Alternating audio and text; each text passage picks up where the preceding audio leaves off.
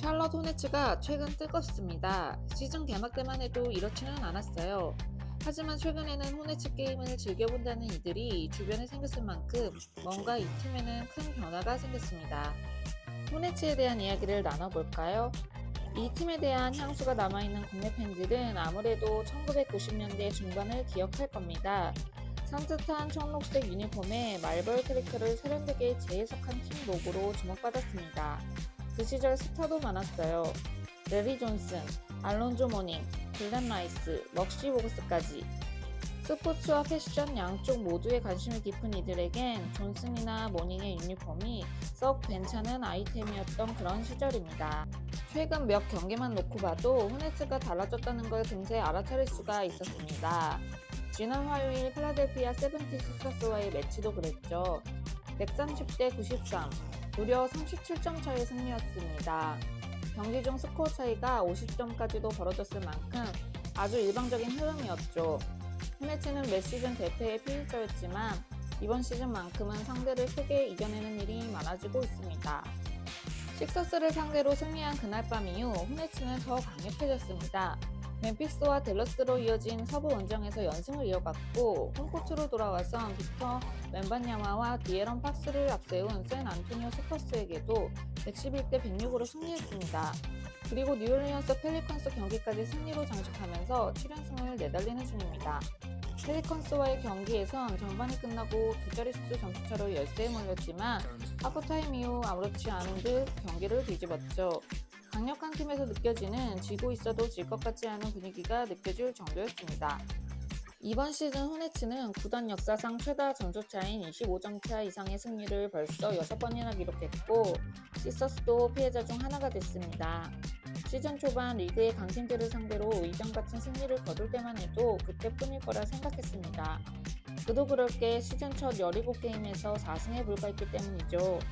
하지만 이제 더 이상 쉽게 사라져 버릴 것 같지 않은 느낌이 강하게 듭니다. 지금 성적은 23승 28패가 됐습니다. 첫 17게임 이후 호네츠는 19승 15패, 5할 승률을 훌쩍 넘기며 상승 곡선을 그리는 중입니다.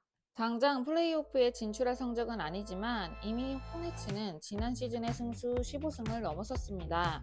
반등 과정에서 호네츠는 디펜딩 챔피언 오클라호마 시티 썬더를 상대로도 일방적인 승리를 따냈고 리그 최고의 인기팀 LA 레이커스도 제압했습니다.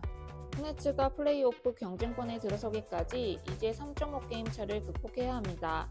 시즌 내내 써온 기록 수치가 긍정적이라 기대해볼 만합니다.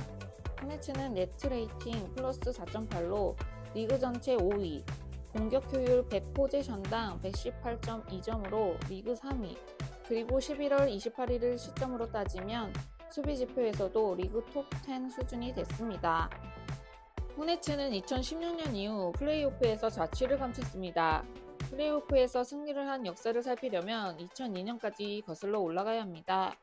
그들에겐 플레이오프 진출 그 자체가 위닝 시즌의 감격이 될 겁니다. 이 시간을 지나오는 동안 구단 프랜차이즈도 질곡의 시간을 견뎠습니다. 2002년에는 연고지를 뉴올리언스로 옮겨야 했었고 2004-2005 시즌부터 확장팀을 배정받은 샬럿은 밥캐츠라는 팀명으로 다시 리그에 복귀했습니다. 밥캐츠는 2014년이 되어서야 다시 호네츠로 리브랜딩 할 수 있었지만 레리 존슨, 알론조 모닝 시절의 감성과 에너지는 지금껏 찾아볼 수가 없었습니다. 호네츠가 반등을 만들어내는 과정에서 미래의 올스타들도 생겨났습니다. 일단 브랜든 밀러를 주목해야겠죠.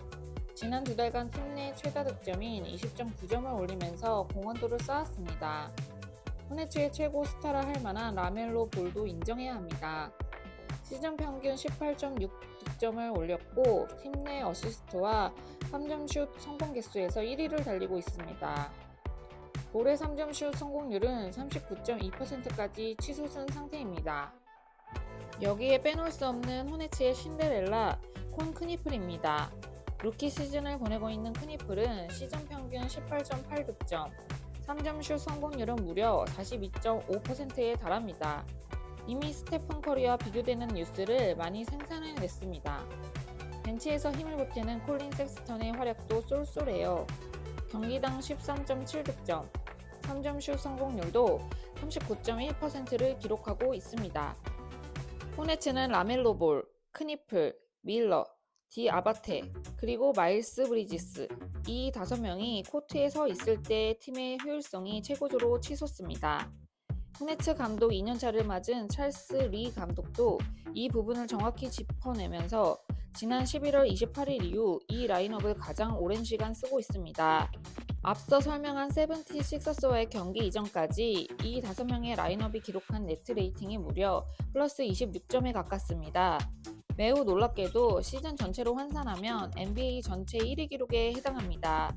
또 이 5명이 뛸 때 득점으로 성공한 어시스트 비율이 70%를 넘기 때문에 젊은 팀들에서 흔히 볼 수 있는 공이 돌지 않는 함정에도 빠지지 않고 있습니다. 캐롤라이나 지역에 연고를 둔 하키팀 허리케인스는 호네츠와 달리 매 시즌 플레이오프 단골 손님이었습니다. 하키 팬들이 열광하는 동안 농구 팬들은 하염없이 기다렸죠.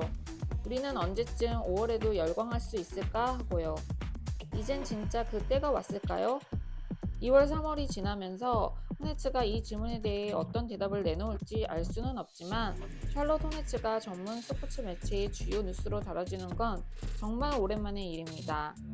청록색의 유니폼을 입은 젊은 선수들이 NBA의 새로운 헤드라인을 뽑아내고 있습니다. 호네츠가 늦은 봄까지 동부 컨퍼런스의 새로운 바람을 몰고 올까요? 이번 시즌 NBA를 즐기는 또 하나의 신선한 관전 포인트가 생겼습니다.